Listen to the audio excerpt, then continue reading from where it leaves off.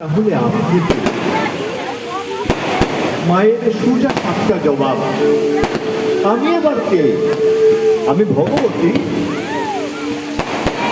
এক জায়গায় মা কথা প্রসঙ্গে বলছেন, কোথায় আমার বৈকুণ্ঠে নারায়ণের পাশে লক্ষ্মী ঠাকুর হয়ে থাকার কথা, আর আমি কোথায় আছি? একজন ভক্ত মাকে জিজ্ঞেস করছেন, মা আপনি যে ভগবতী, সে কথা কি আপনার সবসময় মনে থাকে না?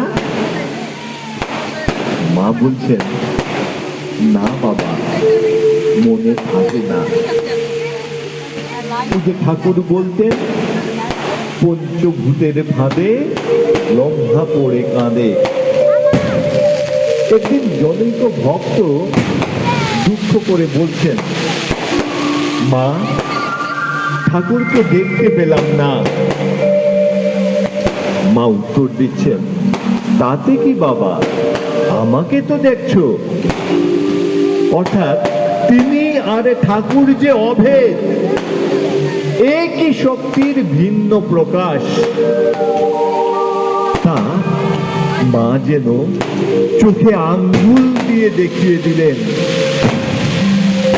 যে মা তার অহৈতুকী অকৃত্রিম ভালোবাসার প্রকাশ ঘটিয়েছেন আমজাদের মতো একজন ডাকাতকে ছেলে বলে কাছে টেনে নিয়ে, যিনি ব্রহ্মজ্ঞ মহাপুরুষ স্বামী শারদানন্দ আর ডাকাত আমজাদের মধ্যে তার মাতৃসুধা বিতরণে কোনো রকম বের করেননি,